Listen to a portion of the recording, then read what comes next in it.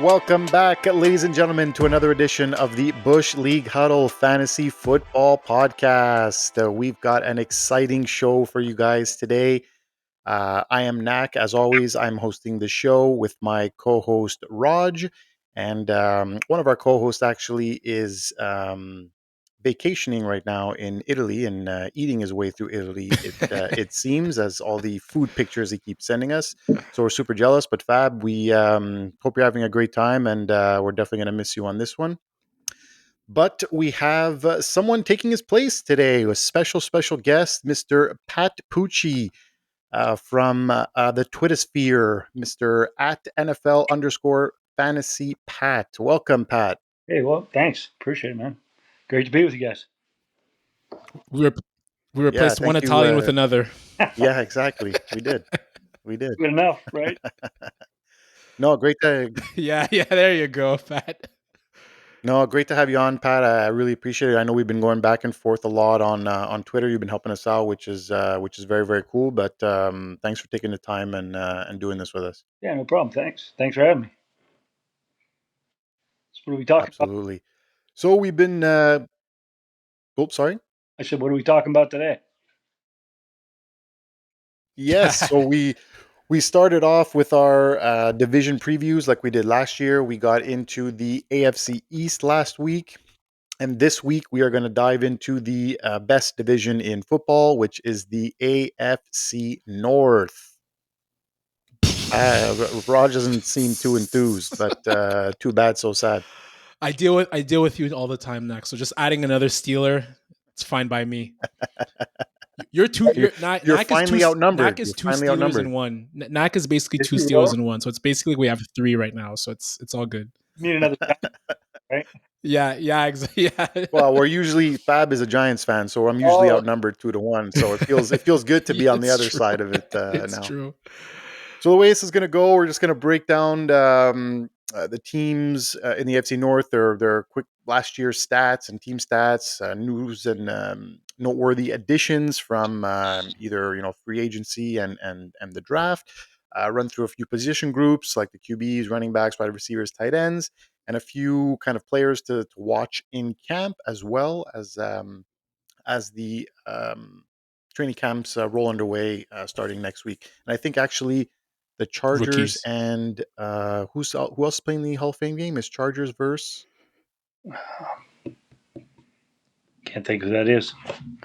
Is it not? Is it not Las Vegas? Is it? Anyways, there's two teams that have already opened camp because they're playing a week early. But I should have done my research on that. But I digress. Chargers and So the Texans. No, Texans. Lions and Chargers. There Lions and we go. Chargers. Lions and Chargers. So they've already opened up their camps. I think it was today. So Right. but without further ado, let's get it started. We'll start off with the Baltimore Ravens, or who Pat and myself refer to as the Dirty Ratbirds. Definitely. So the Ravens finished 12-5 last year. Very strong regular season. They actually stumbled a little bit out of the gate, and then thanks to the Steelers' collapse, were managed to win the division once again. They did lose in the AFC Championship game to the Chiefs, so Lamar Jackson and co. fall short once again. Quickly, their 2004 stats: passing yards per game, they ranked seventh with 234 yards per game, and first, obviously, in rushing with 193 yards per game, led by big boy Derrick Henry in the backfield. Um, they did have one draft pick that may have fantasy value down the stretch. A six-round pick, LaJonte Wester out of Colorado, played 2 years with Shadur Sanders and is quite a speedster. So, I mean, right off the bat, you have at the QB position, you have once again Lamar Jackson and figures to be again, a top three QB at the position. Pat, I ask you, is that someone that you're going after this year, Uh, without a doubt? I think I would definitely. I think he's more of a probably top two quarterback, right? I mean, even though I'm a Steeler fan, you got to put that aside when you're drafting for fantasy football, right? So yeah, I like him a lot. He's a star. Not much Yeah. offense either, right? From last year. D Hop, I think, is about it. Yeah, and I'm not sure D Hop really, push moves the needle too much, but another kind of possession receiver to have, which is great. Sure. But yeah, it's really pretty easy at the QB position. I think lock and loaded, top two, top three for sure finish. And then Raj, ask you in terms of running backs, we know that they have big boy Derrick Henry, and then Justice Hill, Keaton Mitchell. I know last year we were both kind of harping that, hey, this is kind of maybe the downfalls of Derrick Henry, but I think we both ate our words. Um, Question one: Are you once again putting a lot of stock in him, or are you going to be putting a lot of stock in him in 2025? And do Justice Hill and Keaton Mitchell have any value whatsoever?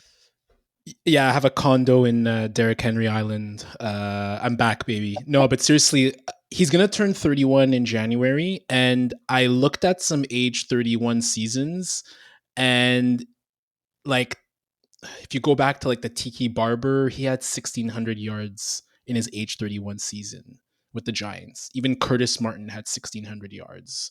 So like the Hall of Fame running backs, the guys who have been really good for a long time, just because they're age 31, it doesn't mean it's necessarily a detriment to them falling off. What I've seen is in that research, it's the age 32, right? So, like Tiki Barber, for instance, he actually retired the year after. I mentioned Curtis Martin. He had 735 yards the year after he had 1,600 in that age 31 season. So, once they get to 32, that's when the injuries start to happen. So, I would predict another big year for Derrick Henry based off other examples of what as well, like Ricky Waters, Frank Gore, Marcus, like all those guys, right? Like I think it's the age 32 season that I would be worried about. In terms of Keaton Mitchell and Justice Hill, I think Mitchell showed a lot of promise 2 years ago. Then he tore his ACL. Hill is a really solid player to have kind of in like a flex territory or like during buys because he catches a lot of passes. I think there was one point, there was a stretch where he was catching about like 6, 7 passes on a weekly basis. So it's kind of hard to trust between those two. I'd put a bit more stock into Hill just because he seems like the more reliable option.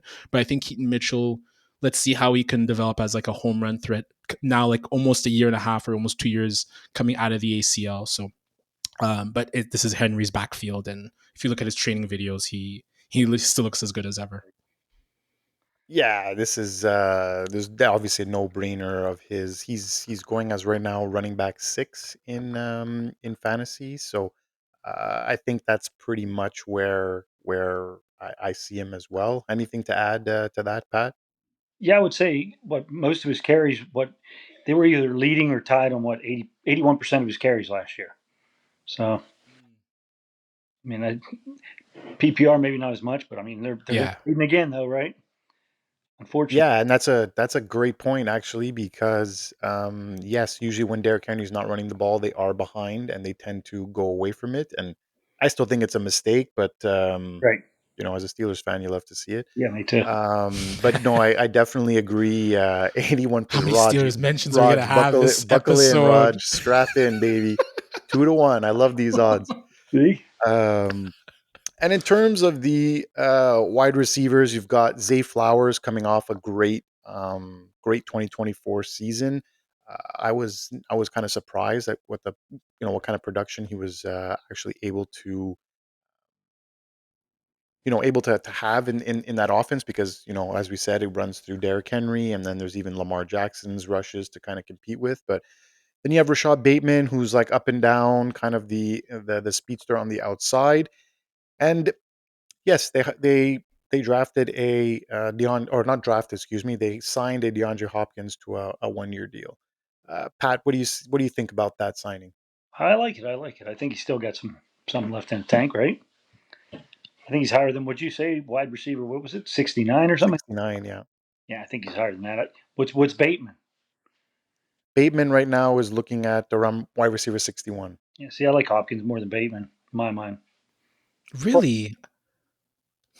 I thought Bateman was actually pretty decent last he year was.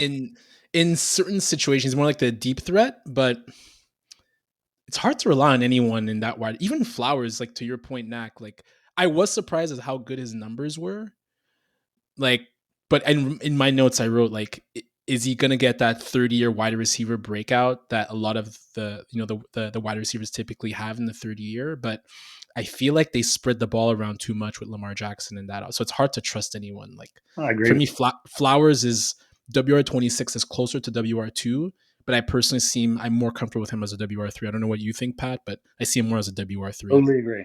Totally agree. I Yeah. don't think we know who their number two receiver is. You know, Yeah. we don't get a definitive one. I agree with that. Yeah, and then you still have Mark Andrews there. You have Likely there, so I think it's like they kind of play those guys as their wide receiver too in some sense. And like, look, I think Hopkins brings you that name recognition that everyone knows. I think he's going to be 33 this year, so getting up there in age. We did see some flashes last year what he did with Mahomes, so I think he's going to be a very good receiver to have on third down, kind of possession guy Right? for them. Um, but yeah, I don't know. It's like for me, be a toss up between Hopkins and Bateman, but they're rated kind of right neck and neck beside each other. And then takes me to Mark Andrews actually at the tight end position, still solidified as the tight end one, I guess. Raj, you see likely. Well, I mean, because last year was kind of like it was Was. weird, right? Like you got hurt, and likely kind of Yeah. stepped there, or likely did it at the first game, and then everyone blew their wad on likely, and then that kind of turned, And and there's then it was that. like, Yeah, you were yeah. there too, Pat. So, do you see them again? Where we just mentioned maybe that lack of WR2 or like solid WR2. Like, do you see a likely Andrews split, Raj, or do you kind of still see Andrews getting the majority of the work So or target? I think training camp will be interesting on that front. I'm more concerned on Mark Andrews' confidence because after the drop, there was like a good week or so of like just all of sports talk like TV just like piling on Andrew. And we all know how sports talk likes to defend Lamar Jackson. I like to defend Lamar Jackson too. And it felt like Mark Andrews took all the brunt of the blame and Lamar Jackson didn't take any of it. So I'm curious on his confidence coming into this season. Like he is entering his age, I think 29, 30 season. He did come on afterwards, after the initial Isaiah Likely kind of initial surge. But if I look at where he's at in terms of the ranking, tight end 9, I mean, I would rather take. You know how I feel about Jonnu Smith. Knack, like I'd rather take flyers on Jonnu Smith at 12, even with your Steelers. Dallas Goddard like 13th, which is a bit crazy to think of. And even Hunter Henry, like there's been a lot of talk about Hunter Henry this offseason. So there's guys that I actually think Mark Andrews is quite overrated so far this early before training camp. And then just the last thing I'll say is DeAndre Hopkins being there surely takes away from Andrews, because if you think of kind of short intermediate passing, that's where DeAndre Hopkins lives. And I think that's where Mark Andrews makes a lot of his work as well. Yeah, that's a great point actually with Great point. the D Hop. Wow, I didn't think of that, but yeah, that is a great point. What do you think, Pat? Is he rated too high at tight end 9? Yeah, I think he's too high. I don't want either him or Likely. Just let it fall and work out. You know what I mean? I mean, I seen what he had 15 red zone targets last year and turned them into 11 touchdowns. I mean, that's hard to get. You know, come back with that again. I mean, the touchdowns are not easy to replace. Mm, That's just my thought. great stat. No, no, I definitely agree. And honestly, some of those red zone targets, now that you think about it, are likely going to Hopkins as Yeah, well, right? Big Roger said big that. target. I'm even more away from it. Yeah, I definitely would drop him down for sure a peg or two. And then one guy just to watch in camp, Devontae Walker, wide receiver 131.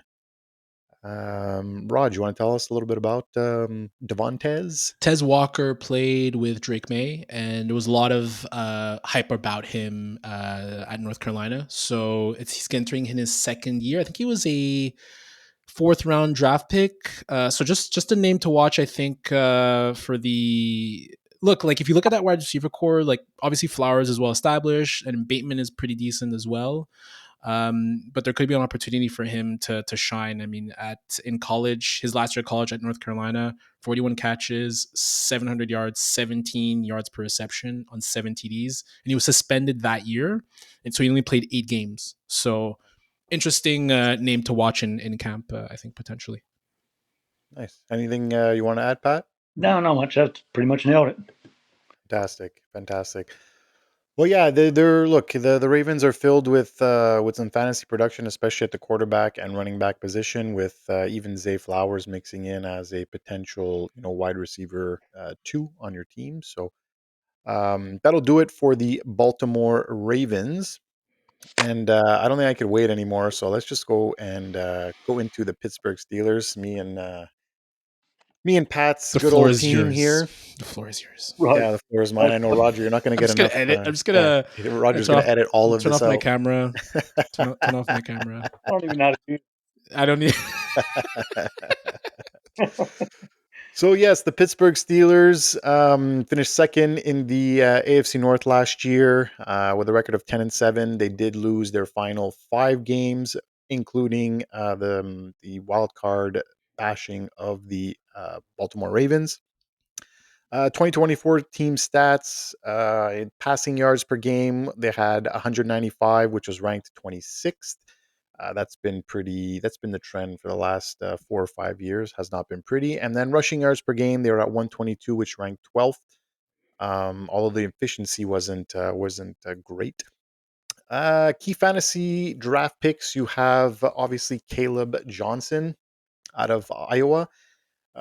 Seems to be the second. Well, a lot of people are saying he's going to be game one in the third round. A lot of people are saying that they got a lot of great value in that pick. A lot of similarities to what we've mentioned before to Le'Veon Bell. So if that's the case, I will definitely take that. Then you have some key additions in the offseason. Obviously, you have Aaron Rodgers. I'm sorry, Pat. I was going to wear my Aaron Rodgers jersey, but it hasn't arrived You yet. have one for real? Oh, I'm definitely getting one. Don't worry. Don't worry. Don't you We know how worry. much you love I'll have Aaron a Rodgers, picture for Pat, you. from your Oh, Twitter. I'm not a big fan, but I'm getting. He's I brought told you were going to get on board. That first TD on the first Sunday, and you're going to go crazy. I already know way it. better than Russ. I can guarantee that. No There we question. go. See, now you're Come on. speaking my language a little bit. You also had the big trade for DK Metcalf for a second round pick as well. He comes in, George Pickens gets shipped out. And then most recently, they traded Minka Fitzpatrick for Jonnu Smith and Jalen Ramsey. That's So we'll start quickly with the quarterback position. As I mentioned, they did pick up, finally signed Aaron Rodgers, probably the best QB they've had on the roster since the departure of Ben Roethlisberger. So let's start off with you, Pat. I know you had your own kind of ups and downs with the Aaron Rodgers debacle. So let's start with you. What are you really feeling about Aaron Rodgers, and what are you looking? How does he look like in a fantasy standpoint as well? Currently going as QB 32. 32 is too low.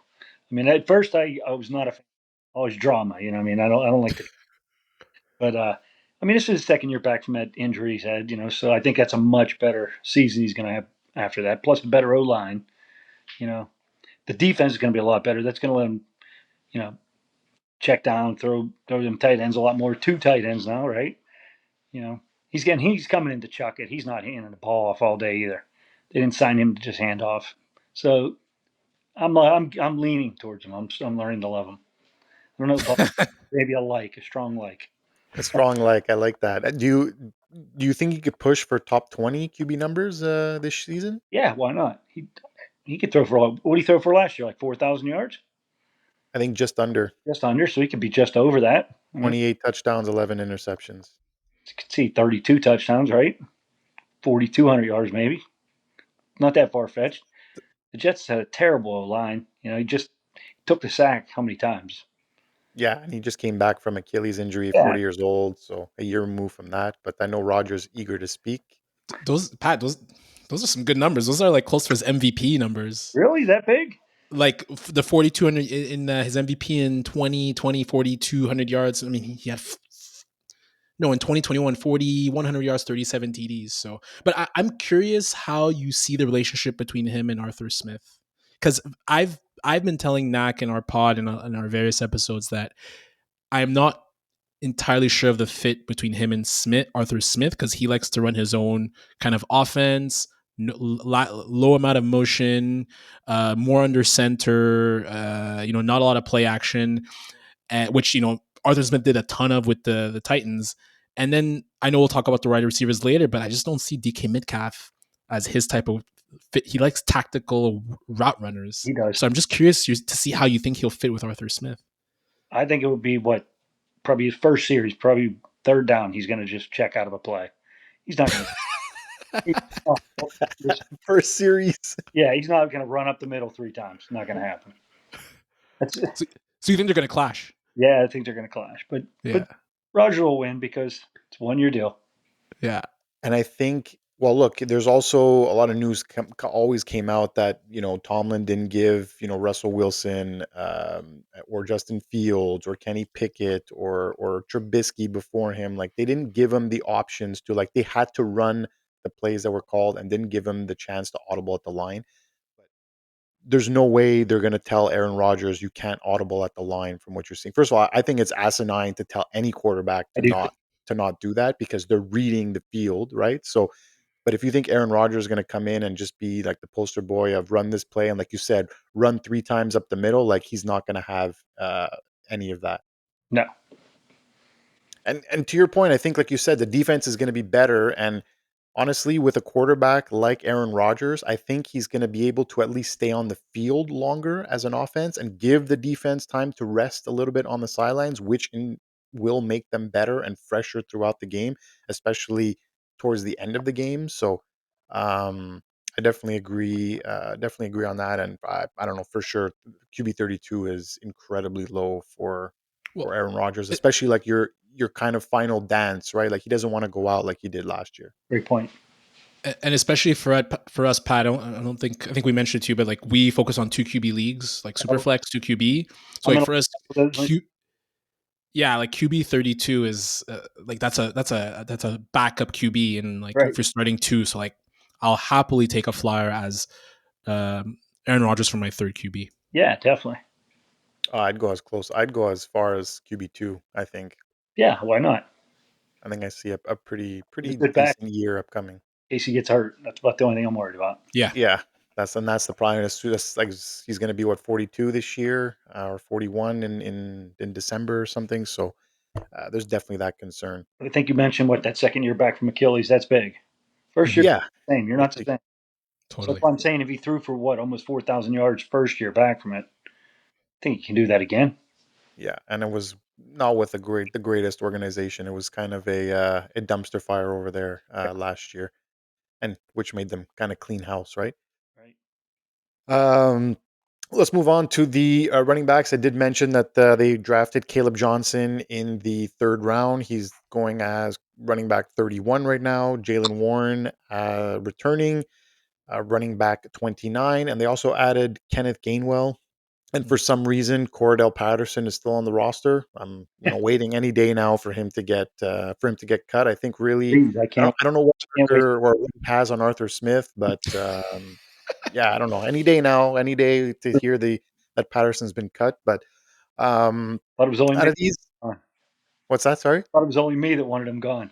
No, I think everybody wants him gone and kind of like doesn't know what he's really doing on the roster still. But so as I mentioned, Caleb Johnson and Warren are kind of neck and neck in that RB 29 and 31. Raj, what do you are you trying to grab both? Are you really looking for one of them to shine? I go back to Bijan Robinson's rookie year, and I'm not trying to compare Caleb Johnson to Bijan Robinson, but this notion that Johnson's coming in and is going to take over for Warren, I think, is very risky, considering how Arthur Smith utilized Tyler Algier and Bijan Robinson. Because that first year Bijan was there, everyone wanted him to have all the carries, and I don't have it in front of me, but it was virtually 55-45 split in favor of Bijan for Tyler Algier. The next year, we finally saw that shift further when obviously Arthur Smith was gone. But even last year, like Knack, you could Knack and Pat, obviously you guys could speak to it more, right? Like I think Jalen Warren was the better running back. I've personally felt like Jalen Warren was the better running back for the past 2 years. He's more explosive. He catches the ball in PPR, but I think there's like always been an attachment to Najee Harris. So I'd be very, very mindful of putting all my eggs in the Caleb Johnson basket. As much as I love what he looked like in Iowa, that like Matt Forte, Le'Veon Bell, smooth running style. Because Warren's a good player and he could catch passes, and he's been there for 3-4 years now. Yeah, I definitely agree with what you just said. The only rebuttal I think I would have to that is that Najee um, leaves with a void of 300 carries. So Right. yes, Warren is was more of a efficient running back, obviously with less opportunities. Definitely, I think his yards per carry was over 5. Um, but do I see him taking on more of a workload? I don't think so. I think he's great in the role that he has. Um, and the Steelers have shown that when they draft running backs, they're willing to kick, like just run them into the ground type deal, right? Like they will run them and they will run them hard. Harris had 300 carries, uh, 350 I think carries his first season as a rookie. Yes, they didn't have a Jalen Warren on the team, but they tend to really let their running backs fly, especially if he's capable of doing so. I think Pat, you could speak to the Yeah. same thing. I think Johnson's going to get drafted ahead of Jalen Warren though. But Warren's going to lead the team in rushing for at least first 4 or 5 weeks. Then maybe it switches over. Plus pass blocking. He's better at. Yeah, You got to be able to protect Aaron Rodgers. You're not going to be in that on that. That's a great great point. point. That's yeah, very solid. But that's what I figure. Warren is going to start 100%. It's his backfield to lose, but I could definitely see Caleb taking over end of September, Same. beginning of October. Once he starts getting really acclimated to the offense and to the NFL, I could definitely see a shift there. But like Knack, like I don't disagree, Knack, but what do you see as taking over? Like 60-40 split? Is it 55-45? And where he's being like RB31 is flex play. Do you see that like RB31 type ranking staying true up until the season? Which means he's a flex play, which is perfectly fine. It's just I'm pushing back on like any thought of him being a bona fide RB2. No, like bona fide RB2 in his rookie year is going to be tough with Warren there. And then, Yeah, like you said, like I mentioned, they also went to get a Kenneth Gainwell, who's not just there to sit on the bench, right? Like they solid liked his player. style, so he's going to do a lot of pass catching as well. So are they going to do, give them a series each, first and second down, and then bring Gainwell in on third down because he's a very good pass blocker as well. Uh, what are they going to do? What are they going to figure out? But I could definitely see a 60-40 split in Caleb Johnson's favor as the season progresses, only because Warren is better in that limited role. He's Mm. got more of that punch. He's got more of that, and I feel like he fits that role more than the bell cow back. So if I have to see a 60-40 split, I definitely see it in Caleb Johnson's favor. Yeah. Totally. But I think the defense is better this year, so they're going to carry the ball a lot more. Yeah, there's definitely going to be more opportunities, and hopefully that O line gets better, and they It's find more holes. last year too that you never played it down. So that'll help. And I also see I see a lot of dump offs from Aaron Rodgers' way as well, and so PPR could be sneaky good for Oh, yeah. both these guys. We'll move on to the wide receivers. Obviously, we mentioned the big addition of DK Metcalf. They paid him $30 million a year, so he's definitely locked in at that WR1. They let George Pickens go to Dallas. And then they have kind of like a battle going on in camp, whereas they see Calvin Austin as the number two, but then you have Roman Wilson, who's there, missed all of his rookie season, but they really like this guy, kind of the guy to watch in camp, I would say. And then they went to get a Robert Woods, kind of I feel like a Steelers player, like bona fide Steelers guy, blocking wide receiver. So I ask you, Pat, what are we looking at here? Apart from DK Metcalf is looking probably in that WR2, WR3 position to start the year at WR24. But then after that, what are we looking at here? What do we have to be excited for? I like Wilson the best. I mean, Calvin Austin would be good. He's a big deep ball getter, but he drops a lot of balls. That'll get Aaron pissed off a little bit. I think to where he gets punishes him a little bit. I guess I don't know. Well, that's a great point because that's a big factor in Aaron Rodgers' receivers is he's got to trust you. If he doesn't trust you, he's not throwing you the ball, Yeah, whether you're like open or not. kept dropping him. That's it. So that's why I think Wilson might pull hit him right away. Well, right now they're Calvin Austin is at wide receiver 95 and Roman Wilson at 96. So obviously, from what you're saying, is you'll take more of a flyer on Wilson rather than Calvin Austin. Yeah, but I don't mind Austin if he can catch some balls this year, get on the jugs machine or whatever. I don't know. He just got to hold on to more balls. Yeah. Right players. Raj, anything to add? I think Roman Wilson will play the Jackson Smith and Jigba role next to DK Metcalf. More slot player, a bit more cerebral of a route runner. His last year at Michigan, he only caught 48 balls, but he had 12 TDs. And they ran the ball like crazy in that last Michigan season. That was the national championship year with JJ McCarthy, Yeah, and he only caught 800 yards. So he's a good player, and again, I think he'll fit in a lot in the slot. So I see him as the guy to really own. And again, third round, like decent amount of draft capital. So I see him as the guy to own, similar to like a Randall Cobb type situation for Aaron Rodgers. I just want to, yeah, go ahead, Pat. I like that comparison. Good comparison. Yeah, yeah, I mean, like, Rogers has always had that slot receiver. Whether it's like the Donald Driver or Randall Cobb. Jennings was a little bit of that too. He's more of like a bit of a slot and deep guy as well. So I think he's going to rely on him a lot, and that's where I go back to just fit of DK Metcalf. If you look at Metcalf's stats, like he hasn't really had a WR one season since 2020 where he caught 83 passes, 1,300 yards, and 10 TDs.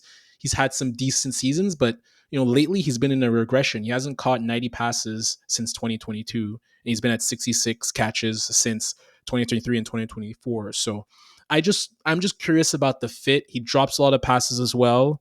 Pat, you're talking about the jugs machine, and just not as refined of a route runner. So if I think of like, Rodgers loves the back shoulder passes, the fades, the in breakers, the precise in breakers, the precise routes. That is not DK Metcalf's game at all. So I'm really, really curious to see how that fit will go. And maybe that's why they worked out together a lot during the offseason. Maybe. The only thing that worries me in terms of like a wide receiver two for fantasy purposes on the Steelers is that they play a lot of 12 and 13 personnel. So they're going to have two and three tight ends on the field a lot. And that kind of leads me to my next segment here on the tight ends. They did go acquire a Jonnu Smith, who has obviously history with Arthur Smith. Then you have Pat Fryermuth, who's probably going to be in line for a very good season with Aaron Rodgers. We know how he likes his tight ends. And Yeah. then you have Darnell Washington also kind of there in the mix, blocking and can kind of catch passes. I'm assuming he's going to be a red zone target for Aaron Rodgers. So I could see him vulturing touchdowns away from Smith and Fryermuth. So what do you think, Pat? What is the tight end like? Is this something to be excited about? Are you drafting one? Are you drafting Yeah, I you don't know, know. Like one of them could step up, be the two receiver on the team. Why not? I mean, I like John a lot. He's not much of a blocking tight end. He's more receiving, right? So you know, he had what 800 yards last year or something like that. He had his best year, 800 yards, 91 catches, I believe, and Yeah, eight Either, touchdowns, yeah. if yeah. memory serves me right. And he's in a contract year. I love those contract year players. Good Yeah, point. you gotta love it. And they gave him obviously a raise from his 4 million he was expected to make. He's Yeah, scheduled to make 12 this year. So, and he's been singing the praises, right? Though, where it went to the best fit and best organization and this and that. So he's saying the right things. But I'm just I'm curious to see what it looks like fantasy wise. Like everyone kind of thinks, okay, Pat Fryermuth, that's gonna be the guy to own. But I feel like on a week to week basis, there's going to be a lot of vulturing from each of them, and it's going to be kind of like a headache of which one to start. Mm. What do you think, Raj? That's a good point with Janu and how they use him, because he could be a slot player too, basically, or he could play out wide as well. So I think you're right. There's going to be a lot of 12 personnel, like one running back, two tight end sets, but you're going to see Janu out wide or Janu in the slot and Frymuth like in line next to the tackle. Um, he had a good year last year. Can he repeat it without Mike McDaniel? That'll be the question to ask. Because last year he benefited from Tyreek being injured, Waddle Tyreek as being a well. bit hobbled, Waddle as well. Good point. I don't know if I think Achan was injured for a bit too. I may be Well, wrong, Tua was also injured, but and I Tua mean, was injured too. So he's gonna have more mouths around him that need to be fed. So it'll be interesting to see if he could repeat that success. yeah, no, I definitely don't see a season happening like he had last year. I think it's almost impossible for that to happen unless like a Fryermuth gets hurt and Hmm. they lose another receiver even potentially. So Yeah. definitely agree that it's gonna be tough. So I think they're Jonnu Smith right now, tight end 12, and then Fryermuth 22. So it's gonna be kind of I don't know. I feel like they should have been flip flopped, but I think it's gonna change a lot. Training camp is gonna be a good eye opening for Big. to see where that switch goes. So that'll do it for the Pittsburgh Steelers. We'll move along to the Cincinnati Bengals, who are finished the year 9-8.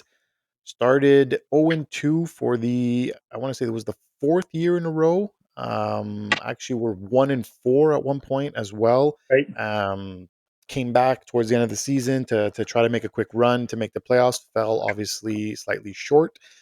Their passing yards per game ranked first in the league with 273 yards per game, and but their rushing offense was 30th with 93 rushing yards per game.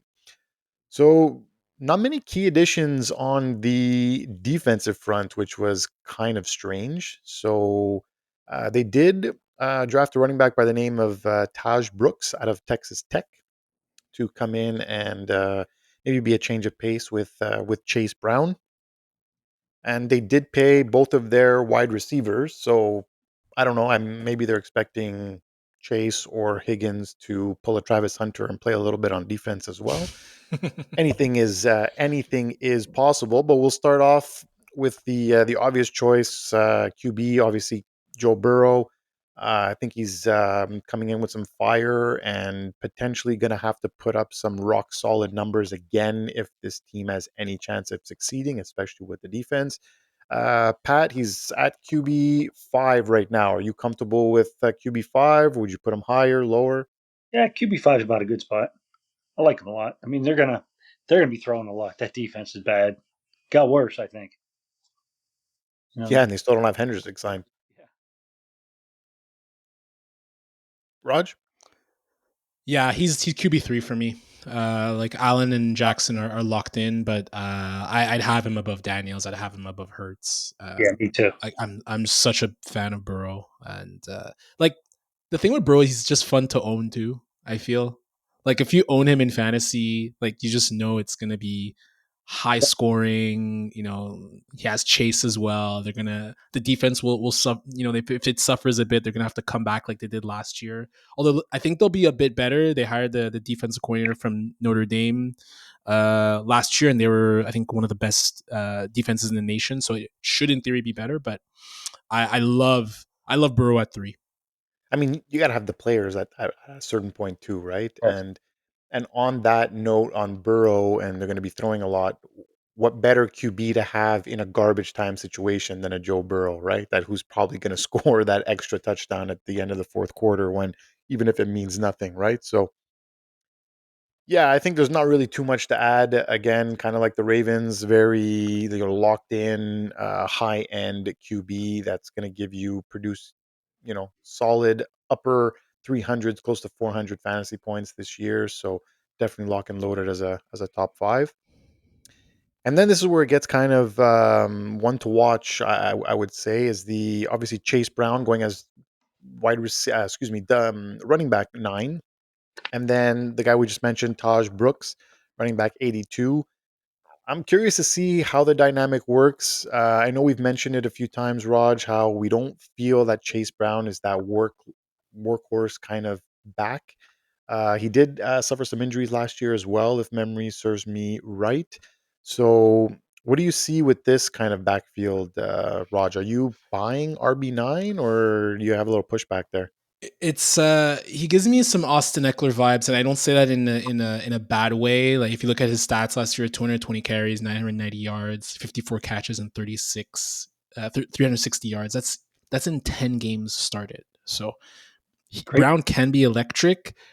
He's a bit more diminutive, so I think that's why they brought in Taj Brooks, who had a fantastic career at Texas Tech. His last 2 seasons at Texas Tech, 1,500 rushing yards, and I think he had like 2,900 yards in terms of broken tackles after contact. So he's a broken tackle machine. So if you think of like someone who could replace Zach Brown, or excuse me, Zach Moss with the Bengals last year, I think that could be a possibility. Running back 9 might be a bit too rich for me. And it's only because of the fact that they drafted Taj Brooks, again, still a rookie, but it seems like they're very high on him. So if you look at the guys around him, like I'd rather have Josh Jacobs.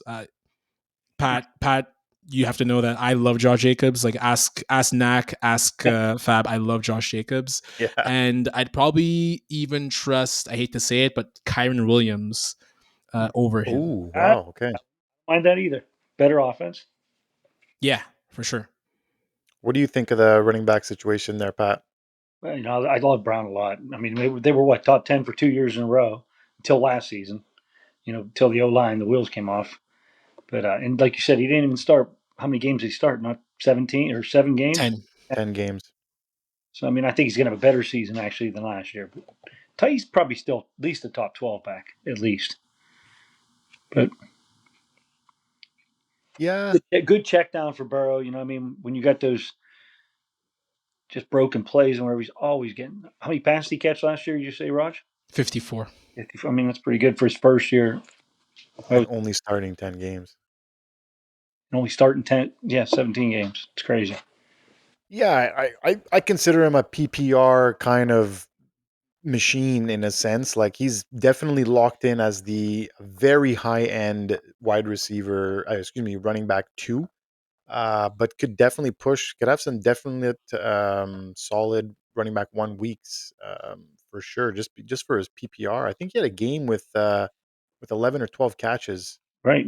It was on prime time. I forget who they played, but he had like 13 catches that game. So he's capable. He's definitely capable. He's a definitely pass catching Against back. So Baltimore. Yeah. yeah, against Baltimore. There you go. So yeah, definitely a running back room to watch. Um, maybe not early on in the season because he's most likely to get all the work, but maybe as the season goes on, next to mid season, would be interesting to see how they include Taj Brooks. Well, from week 9 on, too, only Barkley had more rushing opportunities than him. So, Wow. Okay. Interesting. That's a very good stat. but I like the rookie coming in, like Raj said. Definitely agree. Definitely agree. We'll move on to the wide receivers. They, like I mentioned before, they paid Jamar Chase, highest paid non QB in the league. He is fully locked in at WR1 on the season. I don't think anyone has any issues with that. Then you have T Higgins, who they also paid. He was going as high as wide receiver 10, I believe I was seeing him, but we have him here as wide receiver 15. Then they have Andres Yosivas, wide receiver 78, and Jermaine Burton at wide receiver 131. So apart from obviously Chase Raj, who I'm pretty sure everyone has him first on their boards, kind of interchanging with maybe a Jefferson, but you can't really go wrong. But T Higgins is the one that we've spoken about and kind of the one we're looking at. Like, are you good at wide receiver 15 with T Higgins, or are you looking kind of like, what do you see from this wide receiver room? Can't trust T. Higgins. And we talked about T. Higgins in our Do Not Draft episode, and he's never finished higher than WR17.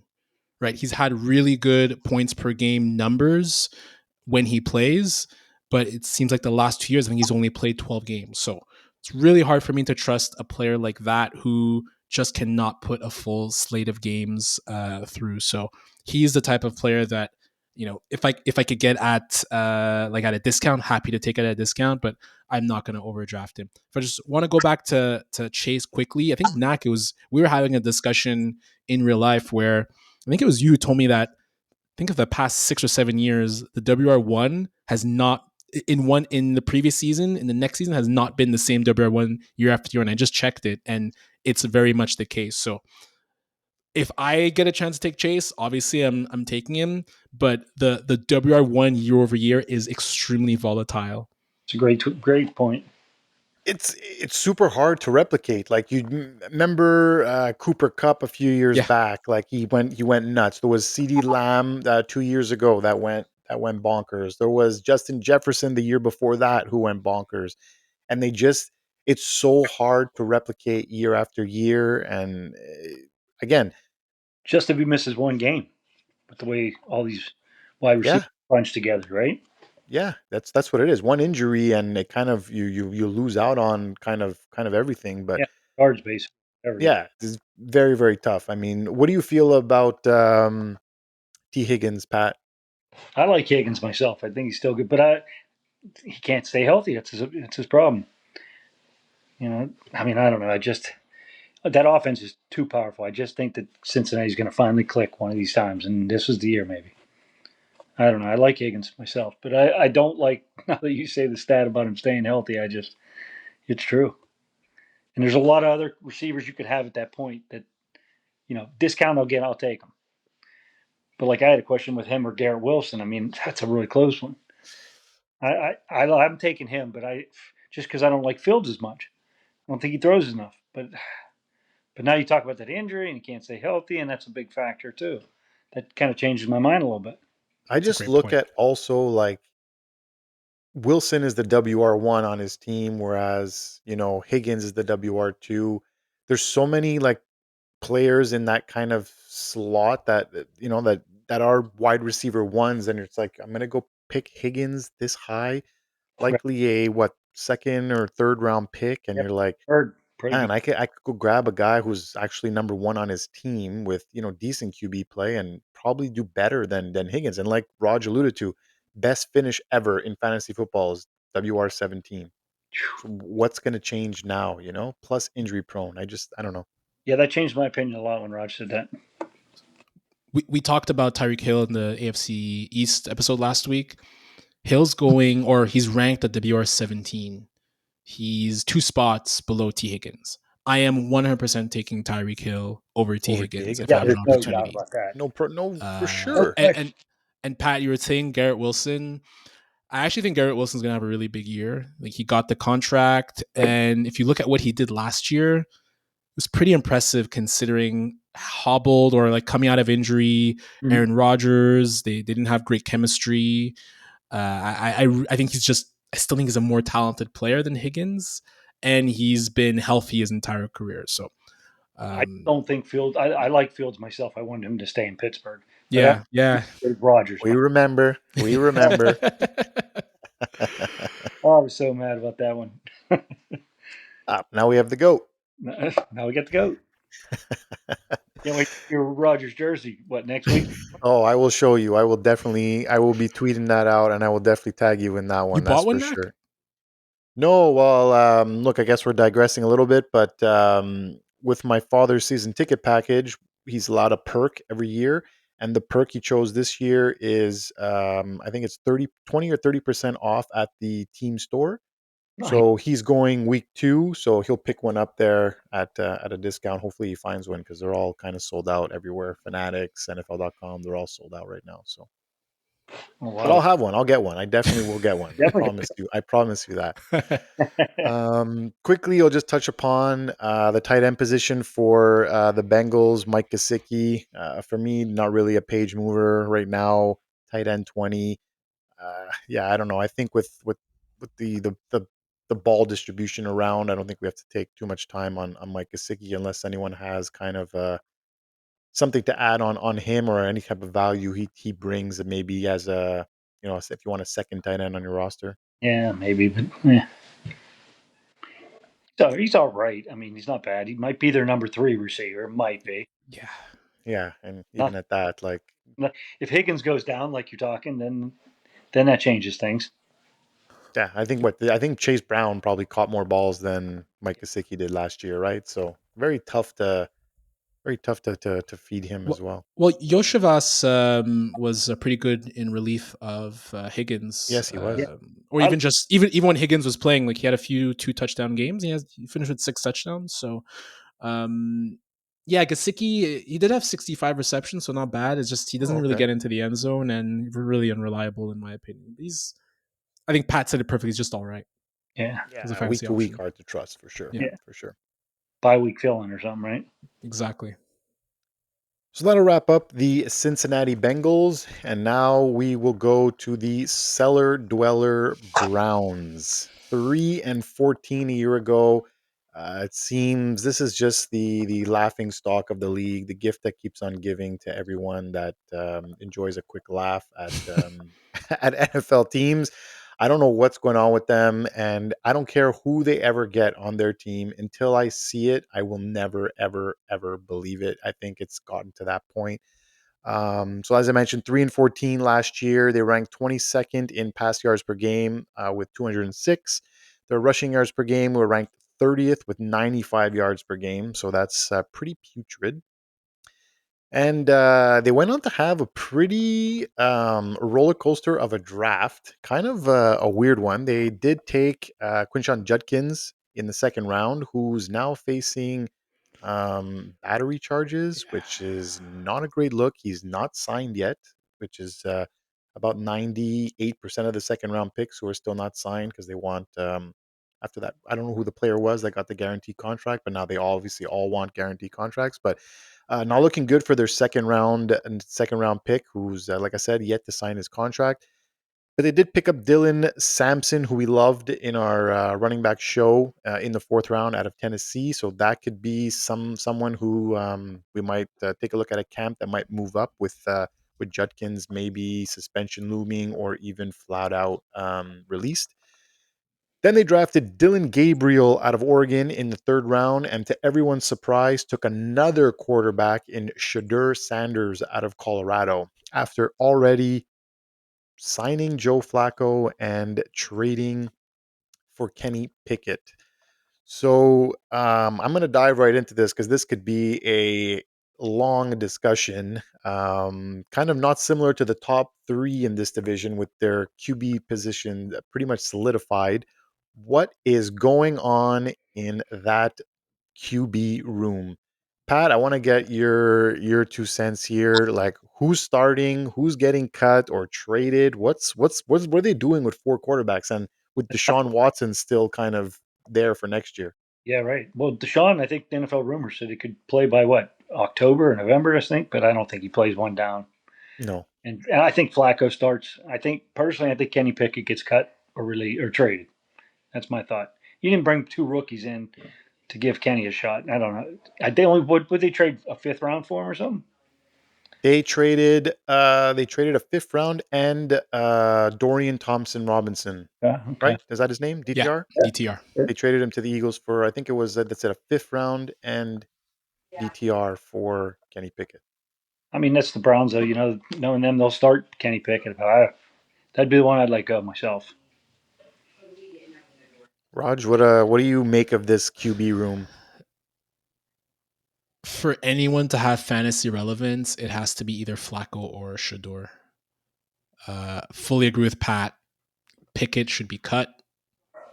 And like Gabriel's interesting. I think he had a really good career, or he had a really good one season at Oregon and even a previous season at Oklahoma. So I do like him, but it just feels like from like what you see about the players and what you see on training camp videos, and what you hear from the media, it sounds like Shador has been better than Gabriel.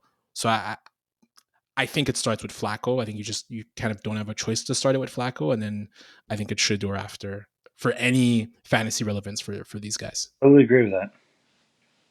Oh, for fantasy relevance, I definitely agree. I can't wait to see. It's kind of one of those get your popcorn ready moments because either one of them is gonna get traded. I can't see them getting rid of a rookie, right? Like you can't cut one of these rookies. You're gonna try to trade him if anything, and I definitely agree. I think Flacco does have a slight inside track, unless, like I said, Pickett or decides to do better in camp. But we all know who Kenny Pickett is, and I can't see that happening. And then are they gonna play the media circus with Shadur Sanders and like, oh, we drafted Gabriel before, but now we're gonna start the fifth round rookie and all that. But this is something definitely that you're gonna have to watch all throughout training camp before drafting. But I agree with both of you. For any type of fantasy relevance, I think we need Joe Flacco to start. But they're only favored in what, one game, I think, this year. Pretty sure Well, it's I mean, like Tennessee I or I I wouldn't see them favored. I'm shocked that they're actually favored in one something. game this year. Well, they're home against Tennessee. That's the one game.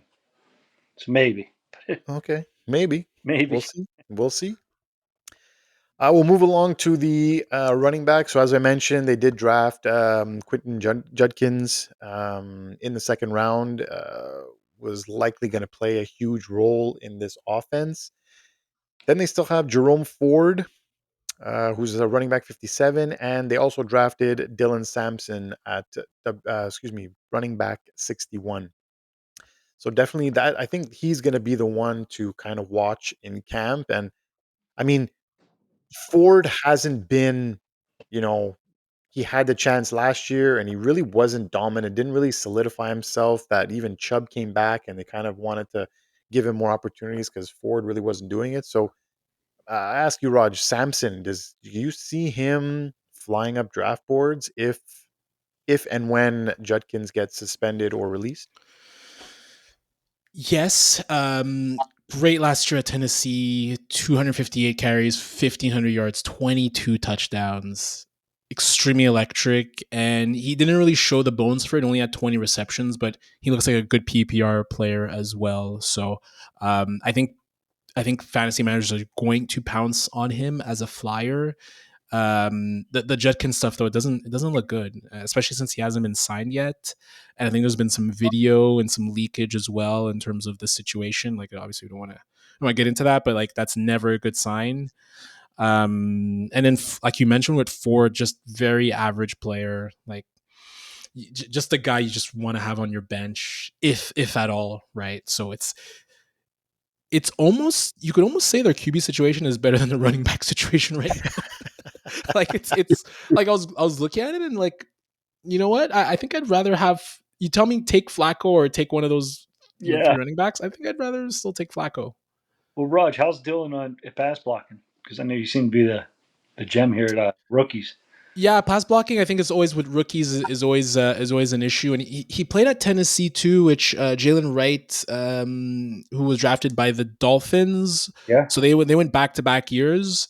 So I think they both kind of had the same issue with pass blocking.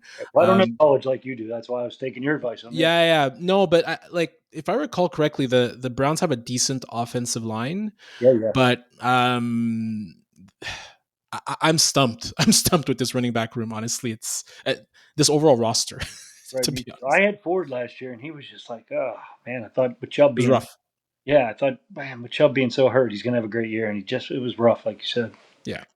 Yeah, it was a bummer. I think I had a back to back pick and I took Ford and then Chubb, like just to have them both in case, whatever happened. And that obviously didn't come back. Same here. That came back. That definitely came back and bit me in the behind. I think, like, yeah, it's good point with the pass blocking because, like, if you can't pass block, you're not getting on the field, right? And especially if you have to pass block for a 40-year-old quarterback, gonna be tough sledding. So again, it's gonna be one of those things where we said we have to watch the QBs in training camp. I think it's gonna be the same thing for the running backs. We got to see what happens with Judkins as well. The Browns are a team that allows extracurricular activities to be okay, and so maybe That's if the best way to put it. there's no suspension. Maybe they maybe Watson comes to talk to him, and then Would he get he suspended this year? I don't know how that works. Or would he have to go to he court? has to go through. It has to go through court, Legal. and he has to have a case, and there's got to be like he's got to be sentenced or whatever before Okay. there's any punishment. So I guess he theoretically could play unless the league steps in and decides to suspend Sure. him before. But definitely something to take a look at. We'll quickly go When, into well, when look the when it's come to domestic violence, when as soon as there's evidence, right? Like we saw it with Kareem Hunt, we saw it with like Ray Rice. As soon as there's right. like kind of like They're pretty quick they're, pull Great trigger point of that. on that. So yeah, I would probably I'd be shocked if there wasn't some type of suspension coming. Easily 4 games, if not 6. yeah.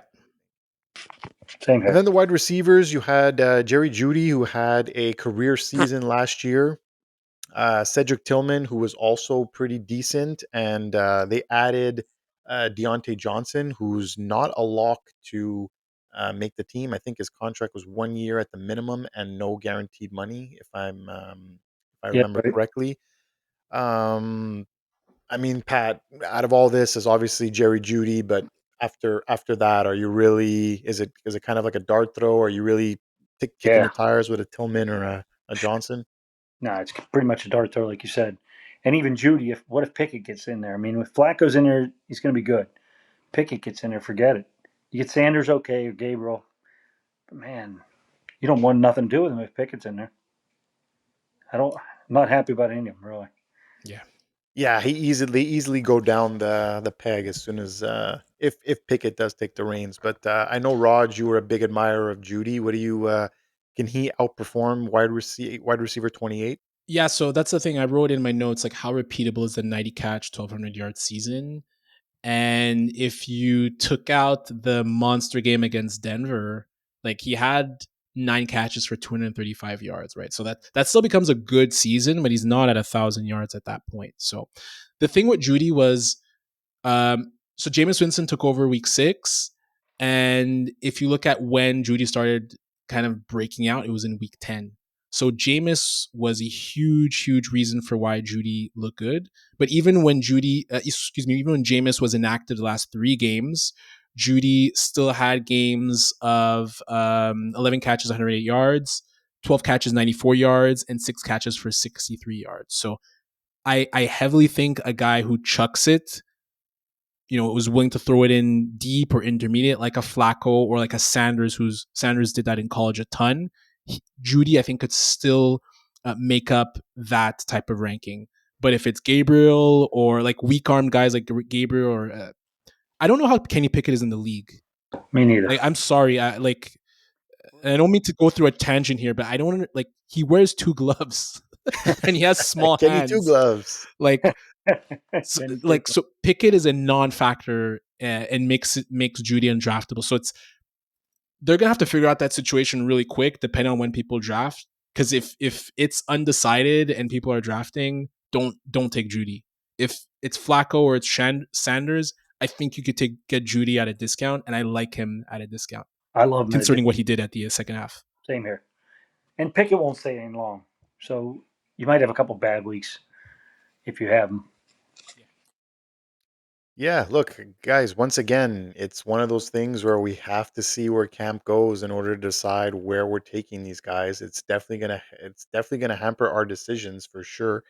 And then that takes us to obviously David Njoku, tight end 8 right now. I think he's also been injured a ton, right? So he misses quite a few games, but he is pretty dominant, I guess, when he's on the field. Like he's pretty good, but I don't know, top 10 tight end. I just for me, I don't know why I never liked Njoku. I never wanted to take him in fantasy. He's a very frustrating player for me, but Raj, I don't anything to kind of with He's Njoku. solid. I find him solid.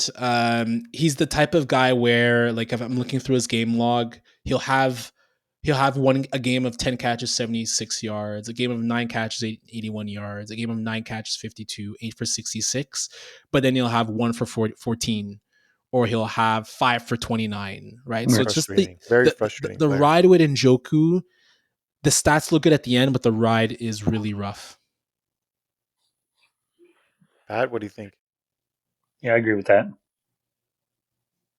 Yeah, nothing. Honestly, it's kind of a player that I look personally. I'm avoiding anything to do with any Browns player in fantasy. I think even if they do kind of figure some stuff out in camp, like I don't see myself starting a Joe Flacco. I don't see myself starting a even Dylan Sampson.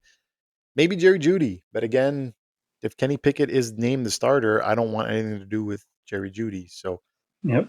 I think they're Um, tanking. I think they're tanking this year. You But think? for what? They have a million QBs. Like even if okay, so I'll give you an example here. Even Yeah, if what they do they say think? they trade Pickett, right? They'll trade Pickett Okay. and Sanders becomes the backup and Dylan has the clipboard.